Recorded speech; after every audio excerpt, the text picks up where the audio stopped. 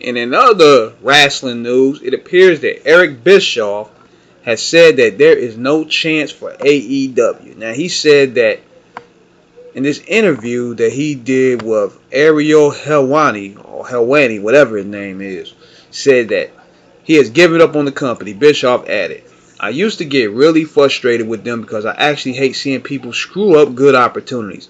I know what that feels like, and I know how hard good opportunities are to come by. So when you see somebody just shooting themselves in the foot day after day, week after week, in every possible way, it's frustrating for me, and I will vent that frustration. Now it's just like whatever. It is what it is. There is no hope for them.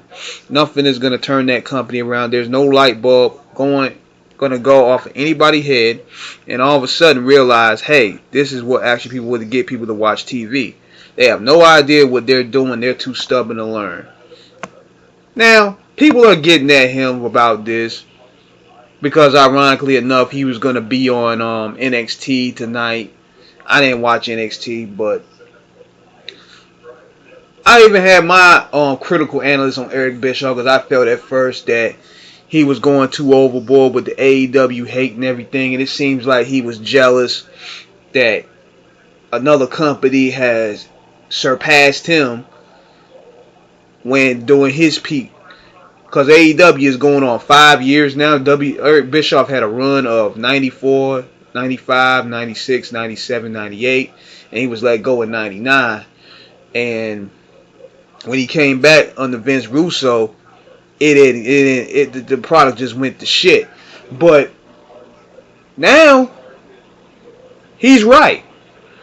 And as long as Tony Khan stays in his own way, the company isn't going to grow. The numbers are going to keep declining. The viewership is going to keep declining.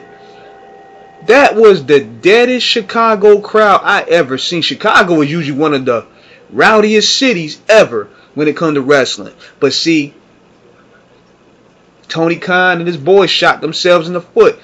Disrespected their hometown hero, CM Punk. So, y'all gonna have to find another avenue to book y'all shows now, because y'all ain't welcome to Chicago now. Y'all did CM Punk dirty. So, y'all gonna have to find another home base. Y'all ain't welcome to Chicago, and it's been like that for the past 2 years. And I said this many times before. He picks the wrong time, Tony Khan, that is, to boss up.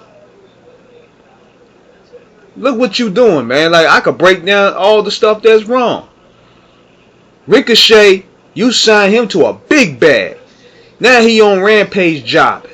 He don't even matter no more. Where's Edge? Edge don't even matter no more. Sasha Banks. I call her Sasha Banks. She ain't moving the needle. The last hope you got is the Hurt Business, and you if anything, if you smart, you let them be the face of the company. Nobody cares about the Young Bucks. You got Moxley doing some fake NWO shit. Like, this is the third takeover angle that they tried to do. They tried to do that shit with MJF and the Devil angle. Then you try to do it with the Young Bucks and the Elite Takeover. Now you're doing it again with the Death Riders. And that shit ain't moving the needle, man. And I sense the frustration involved. Because none of this stuff making sense at all. Like, this is the third angle that y'all done, a takeover angle, and it's not moving the needle. Then you got MJF. 1 minute he's a cowardly chicken shit heel. The next he's like a badass like Triple H. The next he's a movie star. They don't like, he's like 10 different characters, man. Like, nigga, you about to be Brutus Beefcake out here. You don't know who you want to be 1 week. They don't know if they want to book him as a super badass. They don't know if they want to book him as a cowardly heel. They don't know if they want to book him as a comedic heel. They don't know what to do with this guy. And Tony Khan don't listen. He's channeling all the bad habits that Vince McMahon in his later years developed. He's keeping talent under hostage, like he's doing that to Ricky Starks. He got Ricky Starks hostage, like he don't want him to work at all, and he's developing Vince McMahon's petty agenda. The same way Vince McMahon used to be petty about talent, Tony Khan is doing the same thing to these guys. Anybody that's been favored to either Cody Rhodes or CM Punk, he gonna starve him out. He gonna starve him out. And that's what he's been doing for the past 2 years. Now, on top of that, everybody's wrestling the same. You know, Hot Shot, Will Ospreay, and Ricochet. That's supposed to be your money match. He hot shotted that shit quick. So now nobody will even want to see that no more. So who your dream matches left? Now, to Tony Khan's credit, this guy can book a pay-per-view. He can book a kick-ass pay-per-view. But when it comes to writing stories, when it comes to building characters, he's awful. And one thing for sure about Eric Bischoff understands television. Eric Bischoff, like it or not, has success. Eric Bischoff kicked Vince McMahon in the ass, almost put him out of business. So if anything, if me being in Tony Khan position, if I would have put Eric Bischoff on the team just to brain pick him. Because I'm like, okay, how did you do it?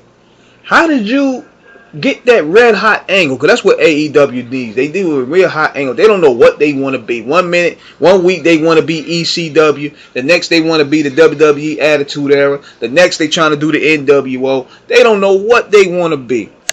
Then you're paying these guys ridiculously amount of money and they ain't moving a needle at all. Like the Japanese cat, Okada, gave that man the John Cena bag. He ain't doing nothing. So Tony Khan is just throwing away money. And these guys ain't moving the needle. But in order for this thing to change, you're going to have to book this thing around the Hurt Business. This is y'all last chance. You fumble that, AEW finish, man. Now, they may stick around because they still have big $1 million endorsements and all these big companies, streaming companies want to do business with them. I don't know how he learned that from Vince McMahon, using a bad product and finessing them out of billions to get deals. But you ain't learning the positive traits. You learning the petty traits. You learning the ego traits.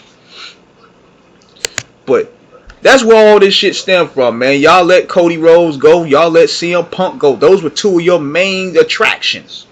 And those guys, Cody Rhodes and CM Punk, they know how to draw houses. They know the business. But instead, you're going to pick them over. You're going to pick Jack Perry and the Bucks over these guys? Nobody wants to see no bum-ass Jack Perry. You pick Jack Perry over CM Punk. Fuck out of here, man. You deserve everything that's coming. That's one of the most bonehead decisions ever. Come on, man. That's like Vince McMahon choosing Bob Backlund over Hulk Hogan. Knowing Hulk Hogan was hitting that stride of being a megastar. Man, you better protect your stars, man. They the ones that put the asses in the seats. But do y'all agree with Eric Bischoff? Let me know in the comments. Subscribe, hit the like button. Peace.